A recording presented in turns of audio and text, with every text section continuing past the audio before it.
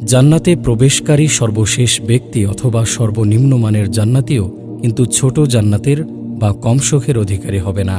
এ ব্যাপারে মহানবী সাল্লাল্লাহু আলাইহি ওয়াসাল্লাম বলেছেন, সর্বশেষে যে ব্যক্তি জাহান্নাম থেকে বের হয়ে জান্নাতে প্রবেশ করবে তার সম্পর্কে অবশ্যই আমার জানা আছে। এক ব্যক্তি হামাগুড়ি দিয়ে বা বুকে ভর দিয়ে চলে জাহান্নাম থেকে বের হবে, তখন আল্লাহ আজ্জা ওয়াজাল বলবেন, যাও জান্নাতে প্রবেশ করো। সুতরাং সে জান্নাতের কাছে এলে তার ধারণা হবে যে জান্নাত পরিপূর্ণ হয়ে গেছে। ফলে সে ফিরে এসে বলবে, হে প্রভু, জান্নাত তো পরিপূর্ণ দেখলাম। আল্লাহ আজ্জা ওয়াজাল বলবেন, যাও জান্নাতে প্রবেশ করো। তখন সে জান্নাতের কাছে এলে তার ধারণা হবে যে জান্নাত তো ভরে গেছে। তাই সে আবার ফিরে এসে বলবে, হে প্রভু, জান্নাত তো ভর্তি দেখলাম।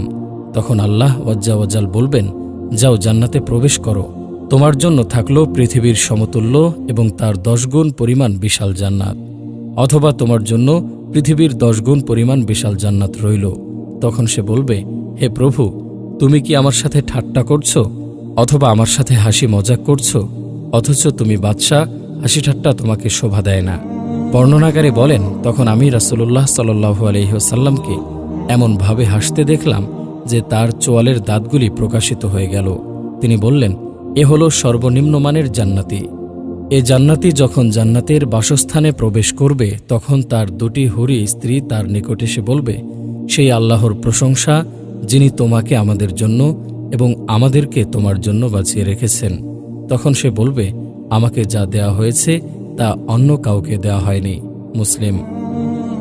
বিচার দিনে মুমিনরা মাত্র জোহর থেকে আসরের সময়কাল অবধি অপেক্ষা করবে। অতঃপর তাদেরকে জান্নাতে প্রবেশাধিকার দেয়া হবে।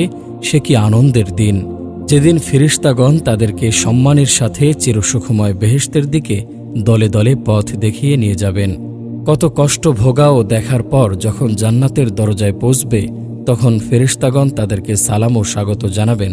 মহান আল্লাহ বলেন, যারা তাদের প্রতিপালককে ভয় করে তাদেরকে দলে দলে জান্নাতের দিকে নিয়ে যাওয়া হবে।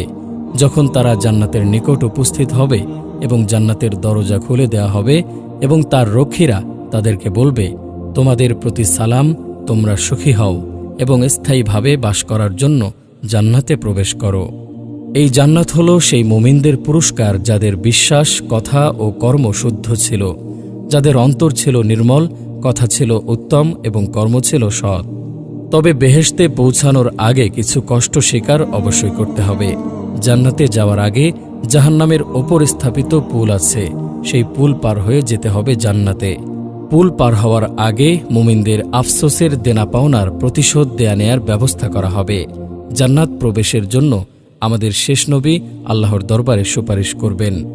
রাসূলুল্লাহ সাল্লাল্লাহু আলাইহি ওয়াসাল্লাম বলেছেন, বরকতময় মহান আল্লাহ কিয়ামতের দিন সকল মানুষকে একত্রিত করবেন। অতঃপর মুমিনগণ উঠে দাঁড়াবে, এমনকি জান্নাতও তাদের নিকটবর্তী করে দেয়া হবে, যার কারণে তাদের জান্নাতে যাওয়ার ইচ্ছা প্রবল হয়ে যাবে।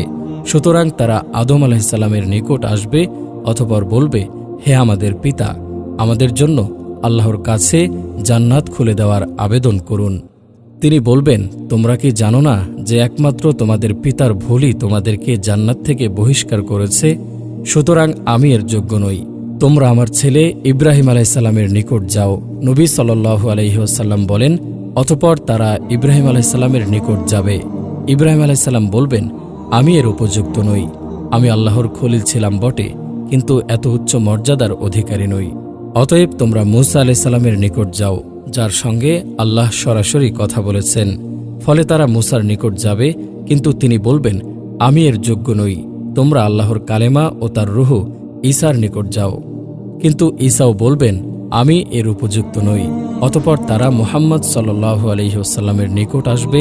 সুতরাং তিনি দাঁড়াবেন, অতঃপর তাকে দরজা খোলার অনুমতি দেয়া হবে আর আমানত ও আত্মীয়তার বন্ধনকে ছেড়ে দেয়া হবে। সুতরাং উভয়ে পুলসিরাতের দুদিকে ডানে ও বামে দাঁড়িয়ে যাবে। অতঃপর তোমাদের প্রথম দল বিদ্যুৎ গতিতে অতি দ্রুত বেগে পুল পার হয়ে যাবে। আমি আবু হুরায়রা বললাম, আমার পিতামাতা আপনার জন্য কুরবান হোক। বিদ্যুতের মতো গতিতে পার হওয়ার অর্থ কি? তিনি বললেন, তোমরা কি দেখনি যে বিদ্যুৎ কিভাবে চোখের পলকে যায় আসে? অতঃপর দ্বিতীয় দল বাতাসের মতো গতিতে পার হবে। অতঃপর পরবর্তী দল পাখির মতো এবং মানুষের দৌড়ের মতো গতিতে তাদেরকে নিজ নিজ আমল পার করবে। আর তোমাদের নবী পুলসিরাতের ওপর দাঁড়িয়ে থাকবেন, তিনি বলবেন, হে প্রভু, বাঁচাও বাঁচাও। শেষ পর্যন্ত তাদের আমলসমূহ অক্ষম হয়ে পড়বে। এমনকি কোনো ব্যক্তি পাছা ছেঁচড়াতে ছেঁচড়াতে পুলসিরাত পার হবে, আর সিরাতের দুই পাশে আকড়া ঝুলে থাকবে, যাকে ধরার জন্য আদিষ্ট তাকে ধরে নেবে। অতঃপর কিছু লোক জখম হলেও বেঁচে যাবে, আর কিছু লোককে মুখ থুবড়ে জাহান্নামে ফেলা হবে। সেই সত্তার কসম যার হাতে আবু হুরায়রার প্রাণ আছে, নিশ্চয় জাহান্নামের গভীরতা ৭০ বছরের দূরত্বের পথ। মুসলিম। জান্নাতে সর্বপ্রথম যিনি প্রবেশাধিকার লাভ করবেন তিনি হলেন সর্বশ্রেষ্ঠ ও সর্বশেষ নবী মুহাম্মদ সাল্লাল্লাহু আলাইহি ওয়াসাল্লাম। আর উম্মতসমূহের মধ্যে সর্বপ্রথম জান্নাতে প্রবেশ করবেন তারই উম্মত। এ হল মহান আল্লাহ কর্তৃক প্রদত্ত বিশেষ সম্মান। মহানবী সাল্লাল্লাহু আলাইহি ওয়াসাল্লাম বলেন, আমি সর্বপ্রথম জান্নাতের দরজায় করাঘাত করব। আমি জান্নাতে প্রথম সুপারিশকারী হব। তিনি আরও বলেন, আমি জান্নাতের নিকট এসে তার দরজা খুলতে বলবো। দারোয়ান ফেরেশতা বলবেন, কে আপনি? আমি বলবো, মুহাম্মদ। দারোয়ান বলবেন, আমি আদিষ্ট হয়েছি যেন আপনার পূর্বে অন্য কারো জন্য দরজা না খুলি।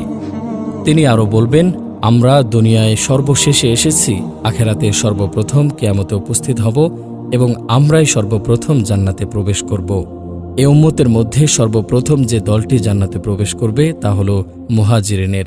সর্বপ্রথম একটি দল জান্নাতে প্রবেশ করবে, তাদের চেহারা হবে পূর্ণিমার চাঁদের মতো উজ্জ্বল। যে দলের ঈমান হবে সর্বোচ্চ শিখরে, তাকওয়া ও পরহেজগারি হবে সবার শীর্ষে এবং আমল হবে সবচেয়ে উত্তম। রাসূলুল্লাহ সাল্লাল্লাহু আলাইহি ওয়াসাল্লাম বলেছেন, জান্নাতের প্রথম প্রবেশকারী দলটির আকৃতি পূর্ণিমা রাতের চাঁদের মতো হবে। অতঃপর তাদের পরবর্তী দলটি আকাশের সবচেয়ে উজ্জ্বল নক্ষত্রের ন্যায় জ্যোতির্ময় হবে। তারা জান্নাতে পেশাব করবে না, পায়খানা করবে না, থুথু ফেলবে না, নাক ঝাড়বে না। তাদের চিরুনি হবে স্বর্ণের, তাদের ঘাম হবে কস্তুরীর ন্যায় সুগন্ধময়, তাদের ধনুচিতে থাকবে সুগন্ধ কাঠ, তাদের স্ত্রী হবে আয়তলোচনা হুরগণ।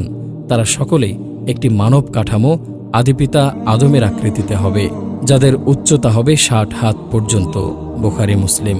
অন্য এক বর্ণনায় আছে যে জান্নাতে তাদের পাত্র হবে স্বর্ণের, তাদের গায়ের ঘাম হবে কস্তুরীর ন্যায় সুগন্ধময়। তাদের প্রত্যেকের জন্য এমন দুজন স্ত্রী থাকবে যাদের সৌন্দর্যের দরুন মাংস ভেদ করে পায়ের নলার হাড়ের মজ্জা দেখা যাবে। তাদের মধ্যে কোনো মতভেদ থাকবে না, পারস্পরিক বিদ্বেষ থাকবে না। তাদের সকলের অন্তর একটি অন্তরের মতো হবে। তারা সকাল সন্ধ্যায় তাসবিহ পাঠে রত থাকবে।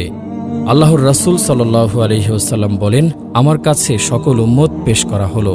আমি দেখলাম কোন নবীর সাথে কতিপয় ৩ থেকে ৭ জন অনুসারী লোক রয়েছে, কোন নবীর সাথে ১ অথবা ২ জন লোক রয়েছে, কোন নবীকে দেখলাম তার সাথে কেউ নেই। ইতিমধ্যে বিরাট একটি জামাত আমার সামনে পেশ করা হলো। আমি মনে করলাম এটি আমার উম্মত, কিন্তু আমাকে বলা হলো যে এটি হলো মূসা ও তার উম্মতের জামাত। কিন্তু আপনি অন্য দিগন্তে তাকান। অতঃপর তাকাতেই আরও একটি বিরাট জামাত দেখতে পেলাম। আমাকে বলা হলো যে এটি হলো আপনার উম্মত, আর তাদের সঙ্গে রয়েছে এমন ৭০,০০০ লোক যারা বিনা হিসাব ও আযাবে বেহেশতে প্রবেশ করবে। এ কথা বলে তিনি উঠে নিজ বাসায় প্রবেশ করলেন। এদিকে লোকেরা ওই বেহেশতি লোকদের ব্যাপারে বিভিন্ন আলোচনা শুরু করে দিল, যারা বিনা হিসাব ও আযাবে বেহেশতে প্রবেশ করবে। কেউ কেউ বলল, সম্ভবত ওই লোকেরা হলো তারা যারা আল্লাহর রাসূল সাল্লাল্লাহু আলাইহি ওয়াসাল্লামের সাহাবা। কিছু লোক বলল, বরং সম্ভবত ওরা হলো তারা যারা ইসলামে জন্মগ্রহণ করেছে এবং আল্লাহর সাথে কাউকে শরিক করেনি। আরও অনেকে অনেক কিছু বলল। কিছুক্ষণ পরে আল্লাহর রাসূল সাল্লাল্লাহু আলাইহি ওয়াসাল্লাম তাদের নিকট বের হয়ে এসে বললেন, তোমরা কি ব্যাপারে আলোচনা করছো? তারা ব্যাপার খুলে বললে তিনি বললেন, ওরা হলো তারা যারা ঝাড়ফুঁক করে না, ঝাড়ফুঁক করায় না এবং কোনো জিনিসকে অশুভ লক্ষণ মনে করে না, বরং তারা কেবল আল্লাহর প্রতি ভরসা রাখে। এ কথা শুনে উক্কাশা ইবনে মিহসান উঠে দাঁড়ালেন এবং বললেন যে, হে আল্লাহর রাসূল, আপনি আমার জন্য দোয়া করুন যেন আল্লাহ আমাকে তাদের দলভুক্ত করে দেন। তিনি বললেন, তুমি তাদের মধ্যে একজন। অতঃপর আরেক ব্যক্তি উঠে দাঁড়িয়ে বলল, আপনি আমার জন্য দোয়া করুন যেন আল্লাহ আমাকেও তাদের দলভুক্ত করে দেন। তিনি বললেন, উক্কাশা এ ব্যাপারে তোমার অগ্রগামন করেছে। বুখারী মুসলিম। শুধু ৭০,০০০ই নয়, বরং ওই ৭০,০০০-এর প্রত্যেক হাজারের সাথে আরও ৭০,০০০ করে অর্থাৎ ৪৯ লক্ষ মুসলিম জান্নাতে প্রবেশের সুযোগ লাভ করবে। অন্য বর্ণনা মতে ওই ৭০,০০০-এর প্রত্যেক ব্যক্তির সাথে আরও ৭০,০০০ করে মুসলিম জান্নাতে প্রবেশ করবে। অর্থাৎ উম্মতে মুহাম্মাদিয়ার ৪৯০ কোটি মানুষ বিনা হিসাব ও আযাবে জান্নাতে প্রবেশ লাভ করবে। বরং প্রথমোক্ত বর্ণনা অনুসারে মহান আল্লাহর ৩ অঞ্জলি অতিরিক্ত মুসলিমকে বিনা হিসাব ও আযাবে জান্নাতে প্রবেশের অধিকার দেয়া হবে, আর তার সংখ্যা কেবল তিনিই জানেন। সম্ভবত এই অগ্রগামীদের কথাই মহান আল্লাহ কোরআন কারিমে বলেছেন, আর অগ্রবর্তীগণ তো অগ্রবর্তী, তারাই হবে নৈকট্যপ্রাপ্ত, তারা থাকবে সুখময় জান্নাতসমূহে, বহু সংখ্যক হবে পূর্ববর্তীদের মধ্য হতে এবং অল্প সংখ্যক হবে পরবর্তীদের মধ্য হতে। ধনীদের তুলনায় গরিবরা আগে জান্নাতে যাবে। যেহেতু গরিবদের হিসাব কম, তাদের জাকাত নেই, হজ নেই, মালের কোনো হিসাব নিকাশ নেই, তাই তারা নির্ঝঞ্ঝটে ধনীদের আগেই জান্নাতে চলে যাবে। কিন্তু কতদিন আগে? এক বর্ণনা অনুসারে ৪০ বছর আগে আল্লাহর রাসূল সাল্লাল্লাহু আলাইহি ওয়াসাল্লাম বলেছেন, মুহাজিরদের দরিদ্র শ্রেণীর লোকেরা ধনশালীদের চেয়ে ৪০ বছর পূর্বে কিয়ামতের দিন জান্নাতে প্রবেশ করবে। অন্য এক বর্ণনা মতে ৫০০ বছর আগে রাসূলুল্লাহ সাল্লাল্লাহু আলাইহি ওয়াসাল্লাম বলেছেন, গরিব মুমিনরা ধনীদের ৫০০ বছর পূর্বে জান্নাতে প্রবেশ করবে। তিরমিজি। আসলে ধনী ও গরিবদের অবস্থা ভেদে সময়ের এই পার্থক্য হবে। সুতরাং যে গরিব সর্বপ্রথম জান্নাতে প্রবেশ করবে এবং যে ধনী সর্বশেষে জান্নাতে প্রবেশ করবে, তাদের উভয়ের সময়ের ব্যবধান হবে ৫০০ বছর। আর যে গরিব সবশেষে জান্নাতে প্রবেশ করবে এবং যে ধনী সর্বপ্রথম জান্নাতে প্রবেশ করবে, তাদের উভয়ের সময়ের ব্যবধান হবে ৪০ বছর। আর আল্লাহই ভালো জানেন। গুনাহগার মুমিনদের জান্নাতে প্রবেশ। যে গুনাহগার মুমিনরা তাওবা না করে মারা যাবে এবং আল্লাহর ক্ষমা থেকে বঞ্চিত হবে, আল্লাহর ইচ্ছায় তারা জাহান্নামে নির্ধারিত সময় পর্যন্ত নির্দিষ্ট শাস্তি ভোগ করবে। তাদেরকে সরাসরি জাহান্নামে দেয়া হবে, অথবা পুলসিরাত পার হওয়ার সময় পুল থেকে পিছল কেটে জাহান্নামে পতিত হবে। কেউ সুপারিশের ফলে, কেউ মহান আল্লাহর দয়ায়, আবার কেউ শাস্তির মেয়াদ শেষ হলে জাহান্নাম থেকে মুক্তি পেয়ে তাওহীদের ফজিলতে জান্নাতে স্থান লাভ করবে। কিন্তু তাদের মধ্যে জাহান্নামের ছাপ থেকে যাবে এবং জান্নাতে তারা জাহান্নামী বলে পরিচিত থাকবে। বুখারী। মানুষের ইতিহাসের প্রথম পর্যায়ে আদিপিতা আদম আলাইহিসসালাম ও মাতা হাওয়াকে জান্নাতেই রাখা হয়েছিল। মহান আল্লাহ বলেন, আমি বললাম, হে আদম, তুমি তোমার স্ত্রী সহ বেহেশতে বসবাস করো এবং যথা ও যেথা ইচ্ছা আহার করো, কিন্তু এই বৃক্ষের নিকটবর্তী হইও না, হলে তোমরা অনাচারীদের অন্তর্ভুক্ত হবে। আর বললাম, হে আদম, তুমিও তোমার সঙ্গিনী জান্নাতে বসবাস করো এবং যথা ও যেথা ইচ্ছা আহার করো, কিন্তু এই বৃক্ষের নিকটবর্তী হইও না, হলে তোমরা অত্যাচারীদের অন্তর্ভুক্ত হবে। কিন্তু শয়তানের প্রলোভন ও চক্রান্তে পড়ে আদম ও হাওয়া আল্লাহর অবাধ্য হয়ে গেলেন। ফলে তার শাস্তিস্বরূপ উভয়কে সেই সুখময় জান্নাত থেকে দুঃখময় এই মাটির ধরাধামে নামিয়ে দেয়া হল। মহান আল্লাহ বলেন, আমি তো ইতিপূর্বে আদমের প্রতি নির্দেশ দান করেছিলাম, কিন্তু সে ভুলে গিয়েছিল, আমি তাকে দৃঢ় সংকল্প পাইনি।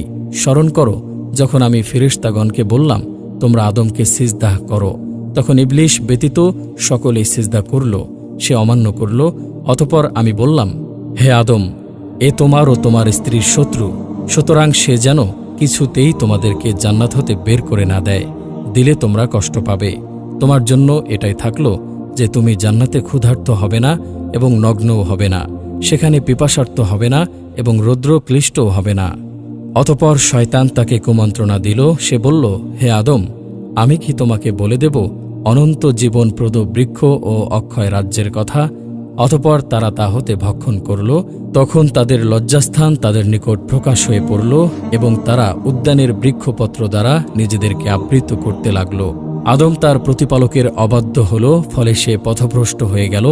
এরপর তার প্রতিপালক তাকে মনোনীত করলেন, সুতরাং তিনি তার তওবা কবুল করলেন ও তাকে পথ নির্দেশ করলেন।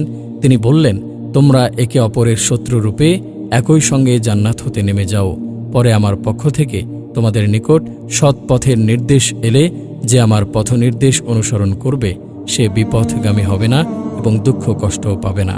আমাদের নবী সাল্লাল্লাহু আলাইহি ওয়াসাল্লাম মেরাজের রাত্রে জান্নাত দর্শন করেছেন। এছাড়া শহীদগণ কিয়ামত হওয়ার পূর্বেই জান্নাতে বসবাস করেন। মাসরুক হতে বর্ণিত, তিনি বলেন, আমরা আব্দুল্লাহ বিন মাসউদ রাদিয়াল্লাহু আনহুকে বলতে শুনেছি, যারা আল্লাহর পথে নিহত হয়েছে তাদেরকে কখনোই মৃত মনে করো না, বরং তারা তাদের প্রতিপালকের নিকট জীবিত ও জীবিকা প্রাপ্ত। এই আয়াত প্রসঙ্গে জিজ্ঞাসা করলাম, তিনি বললেন, শোনো, আমরাও এ বিষয়ে নবী সাল্লাল্লাহু আলাইহি ওয়াসাল্লামকে জিজ্ঞাসা করেছিলাম। তিনি উত্তরে বলেছিলেন, তাদের আত্মসমূহ সবুজ পক্ষীকুলের দেহ মধ্যে অবস্থান করবে। ওই পক্ষীকুলের অবস্থান ক্ষেত্র হল আল্লাহর আরশে ঝুলন্ত দীপাবলি। তারা বেহেশতে যেখানে ইচ্ছা বিচরণ করে বেড়াবে, অতঃপর পুনরায় ওই দীপাবলিতে ফিরে এসে আশ্রয় নেবে। একদা তাদের প্রতিপালক তাদের প্রতি দৃষ্টি ফিরিয়ে বললেন, তোমরা কি আরও কিছু কামনা করো?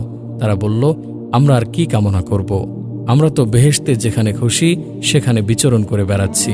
আল্লাহ অনুরূপভাবে তাদেরকে 3 বার প্রশ্ন করলেন।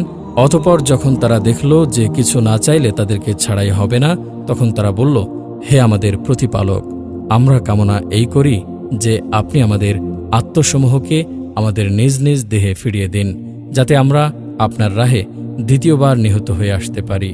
অতঃপর আল্লাহ যখন দেখবেন যে তাদের আর কোনো প্রয়োজন, কামনা বা স্বাদ নেই, তখন তাদেরকে স্ব-অবস্থায় ছেড়ে দেওয়া হবে। দুনিয়া ধ্বংস হয়ে পরকালের জীবন শুরু হলে সে জীবন হবে অনন্তকালের। অন্তহীন হবে জান্নাত, অন্তহীন হবে জান্নাতীরা। না জান্নাত ধ্বংস হবে আর না জান্নাতীরা বৃদ্ধ ও মরণাপন্ন হবে, বরং তারা চিরতরের জন্য ইচ্ছা সুখে সেখানে বসবাস করবে। মহান আল্লাহ বলেন, ইহকালে প্রথম মৃত্যুর পর তারা সেখানে আর মৃত্যু আস্বাদন করবে না, আর তিনি তাদেরকে জাহান্নামের শাস্তি হতে রক্ষা করবেন। নিশ্চয় যারা বিশ্বাস করে ও সৎকর্ম করে তাদের অভ্যর্থনার জন্য আছে ফিরদাউসের উদ্যান, সেথায় তারা স্থায়ী হবে। এর পরিবর্তে তারা অন্য স্থানে স্থানান্তরিত হওয়া কামনা করবে না। নিশ্চয় এটি আমার দেয়া রুজি, যার কোনো শেষ নেই। সাবধানীদেরকে যে জান্নাতের প্রতিশ্রুতি দেয়া হয়েছে তার বিবরণ এইরূপ, ওর পাদদেশে নদী প্রবাহিত, ওর ফলসমূহ ও ছায়া চিরস্থায়ী। যারা সাবধানী এটা তাদের পরিণাম, আর অবিশ্বাসীদের পরিণাম হল জাহান্নাম। মহানবী সাল্লাল্লাহু আলাইহি ওয়াসাল্লাম বলেন, যে ব্যক্তি জান্নাতে প্রবেশ করবে সে চিরসুখে থাকবে, সে কোনো কষ্ট পাবে না, তার পরিচ্ছদ পুরাতন হবে না এবং তার যৌবনও শেষ হবে না। রাসূলুল্লাহ সাল্লাল্লাহু আলাইহি ওয়াসাল্লাম বলেছেন, জান্নাতীরা যখন জান্নাতে প্রবেশ করে যাবে তখন একজন ঘোষণাকারী ঘোষণা করবে যে তোমাদের জন্য এখন অনন্ত জীবন, তোমরা আর কখনো মরবে না, তোমাদের জন্য এখন চির সুস্বাস্থ্য, তোমরা আর কখনো অসুস্থ হবে না, তোমাদের জন্য এখন চির যৌবন, তোমরা আর কখনো বৃদ্ধ হবে না, তোমাদের জন্য এখন চির সুখ ও পরমানন্দ, তোমরা আর কখনো দুঃখ কষ্ট পাবে না। এছাড়া হাদিসে এসেছে যে মৃত্যুকে দুম্বার আকারে নিয়ে এসে জবেহ করা হবে এবং বলা হবে, হে জান্নাতীগণ, তোমরা চিরকাল বাস করো, আর কোনো মৃত্যু নেই। হে জাহান্নামীগণ, তোমরা চিরকাল বাস করো, আর কোনো মৃত্যু নেই। প্রকাশ থাকে যে অতএব যারা দুর্ভাগ্যবান তারা তো হবে দোজখে, তাতে তাদের চিৎকার ও আর্তনাদ হতে থাকবে। তারা অনন্তকাল সেখানে থাকবে, যতকাল আকাশমণ্ডলী ও পৃথিবী বিদ্যমান থাকবে, যদি না তোমার প্রতিপালকের অন্য ইচ্ছা হয়। নিশ্চয় তোমার প্রতিপালক যা ইচ্ছা করেন তা সম্পাদনে সুনিপুণ।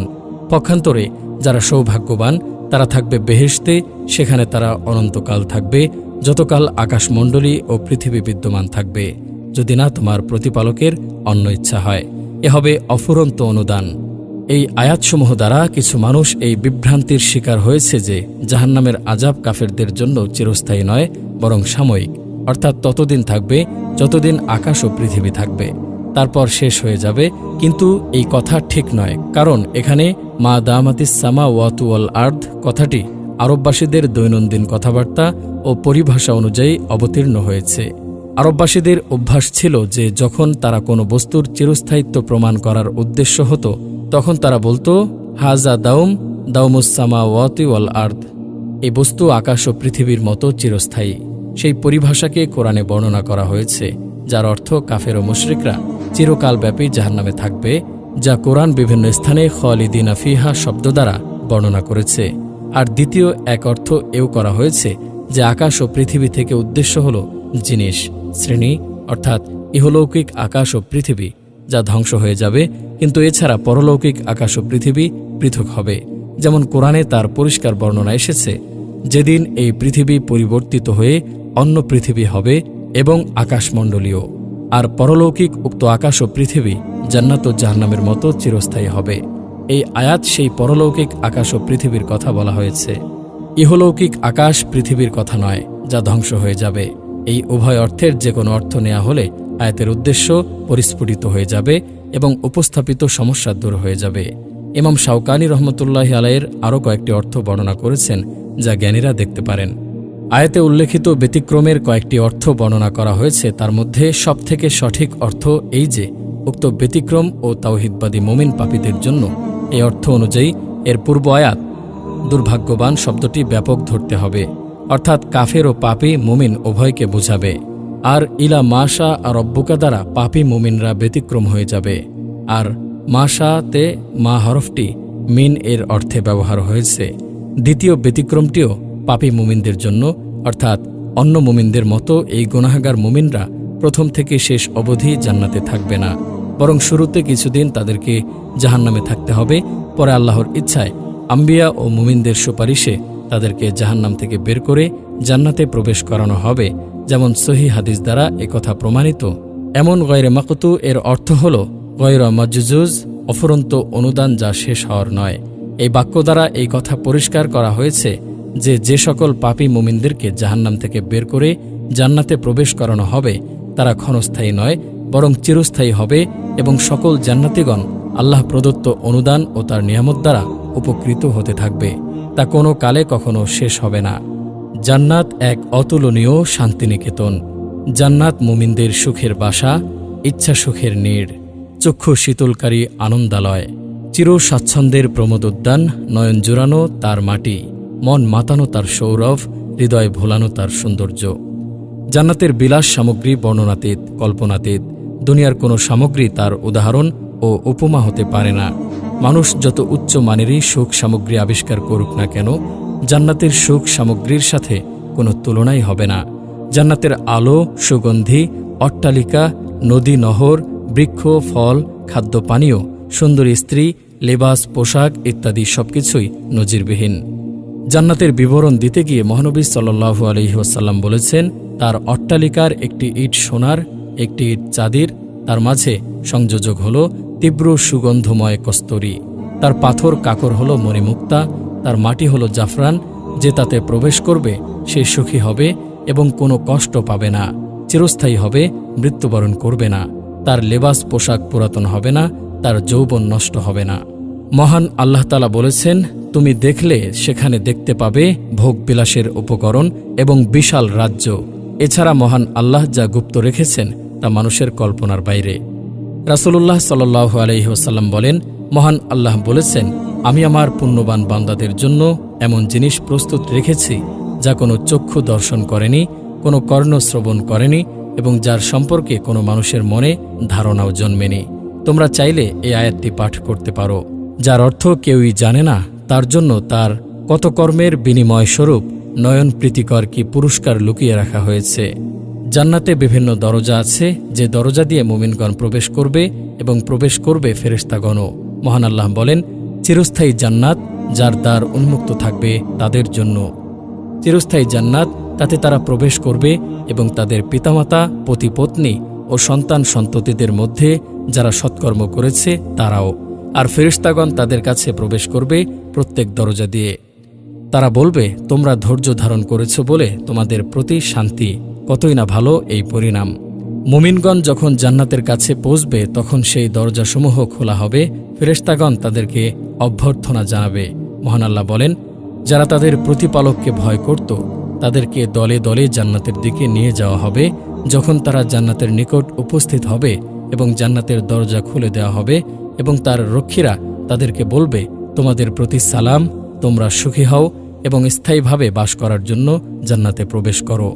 মহানবী সাল্লাল্লাহু আলাইহি ওয়াসাল্লাম জানিয়েছেন যে জান্নাতের দরজাসমূহ প্রত্যেক বছর রমজান মাসে খুলে দেওয়া হয়। নবী সাল্লাল্লাহু আলাইহি ওয়াসাল্লাম বলেছেন, মাহে রমজানের আগমন ঘটলে জান্নাতের দরজাসমূহ খুলে দেওয়া হয়, জাহান্নামের দরজাসমূহ বন্ধ করে দেওয়া হয় এবং শয়তানদেরকে শৃঙ্খলিত করা হয়। মহানবী সাল্লাল্লাহু আলাইহি ওয়াসাল্লাম বলেছেন, পরিপূর্ণরূপে ওযু করে যে ব্যক্তি এই দোয়া বলবে, আশহাদু আল্লা ইলাহা ইল্লাল্লাহু ওয়াহদাহু লা শারীকা লাহু ওয়া আশহাদু আন্না মুহাম্মাদান আবদুহু ওয়া রাসূলুহু, তার জন্য জান্নাতের ৮টি দরজা খুলে দেওয়া হবে, যে দরজা দিয়ে ইচ্ছা তাতে প্রবেশ করবে।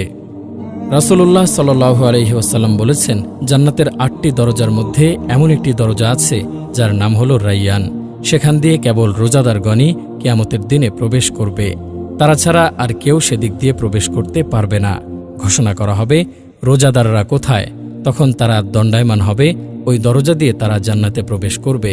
তারপর যখন তাদের সর্বশেষ ব্যক্তি প্রবেশ করবে, তখন দরজাটি বন্ধ করে দেয়া হবে, আর সেখান দিয়ে অন্য কেউ প্রবেশ করতে পারবে না।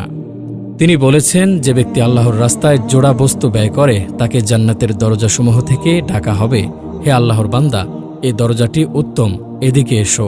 সুতরাং যে নামাজীদের দলভুক্ত হবে তাকে নামাজের দরজা থেকে ডাক দেওয়া হবে, আর যে মুজাহিদদের দলভুক্ত হবে তাকে জিহাদের দরজা থেকে ডাকা হবে, যে রোজাদারদের দলভুক্ত হবে তাকে রাইয়ান নামক দরজা থেকে আহ্বান করা হবে, আর দাতাকে দানের দরজা থেকে ডাকা হবে।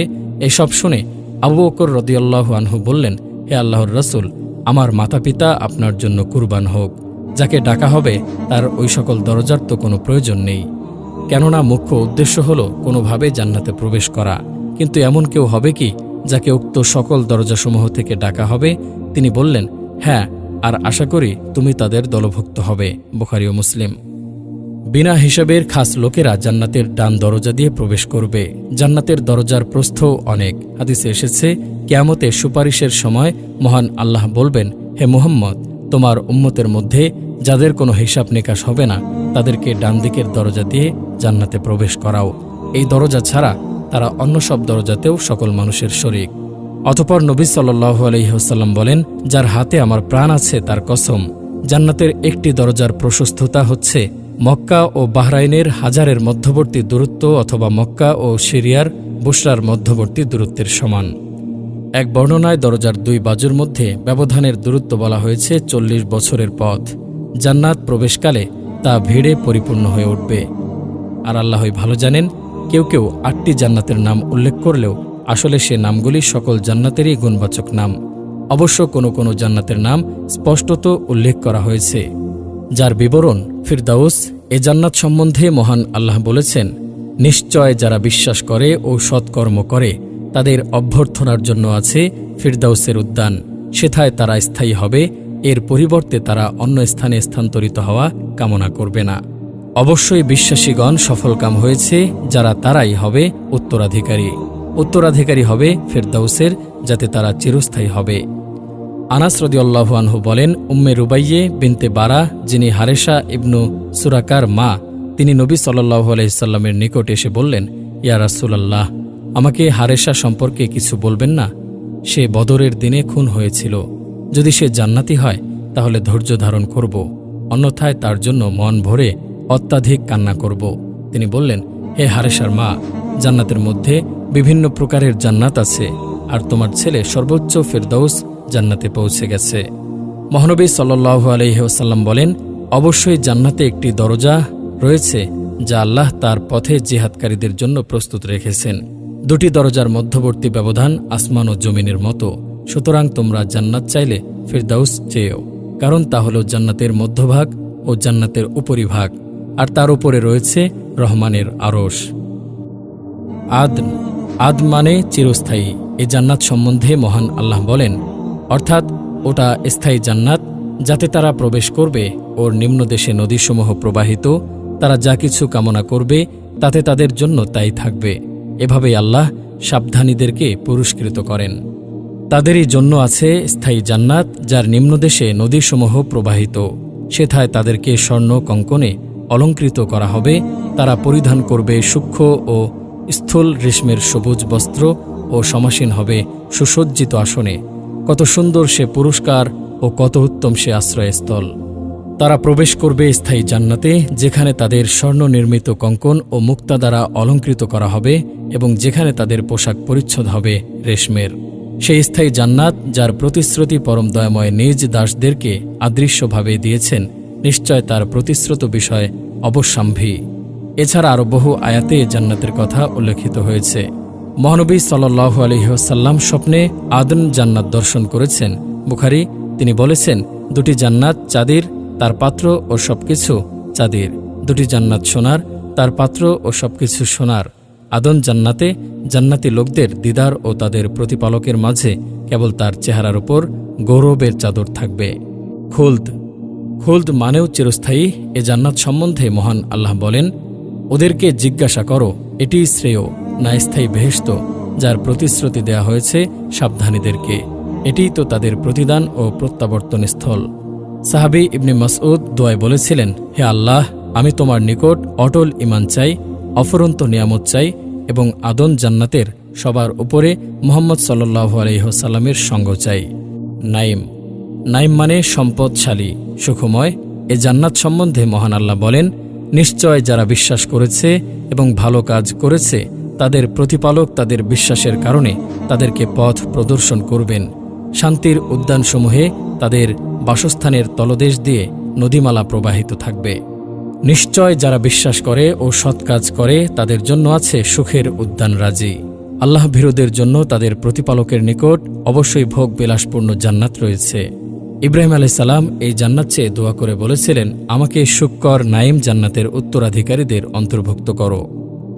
মাওয়া মাওয়া মানে ঠিকানা। এ জান্নাত সম্বন্ধে মহান আল্লাহ বলেন, যারা বিশ্বাস করে সৎ কাজ করে তাদের কৃতকর্মের ফলস্বরূপ তাদের আপ্যায়নের জন্য জান্নাত হবে তাদের বাসস্থান। নিশ্চয়ই সে তাকে আরেকবার দেখেছিল সিদরাতুল মুনতাহার নিকট, যার নিকট অবস্থিত জান্নাতুল মাওয়া। দারুসসালাম দারুসসালাম মানে শান্তিনিকেতন।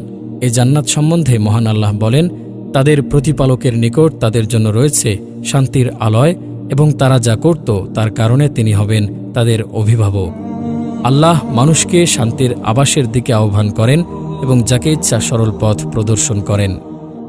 দারুল মুকামাহ দারুল মুকামাহ মানে স্থায়ী।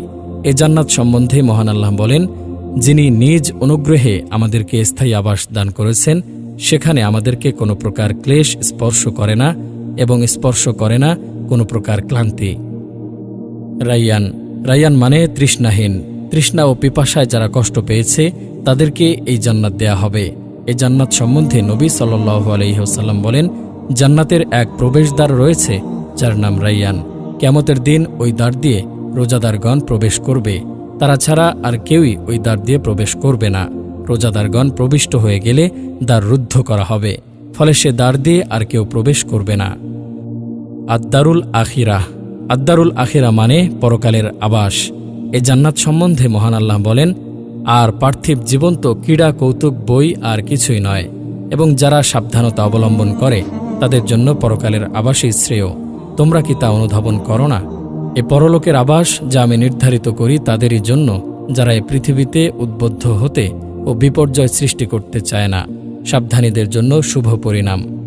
দারুল হায়াওয়ান দারুল হায়াওয়ান মানে চিরজীবনের ঘর। এ জান্নাত সম্বন্ধে মহান আল্লাহ বলেন, এ পার্থিব জীবন তো খেলতামাশা ছাড়া কিছুই নয়, আর পরলৌকিক জীবনেই তো প্রকৃত জীবন, যদি ওরা জানত।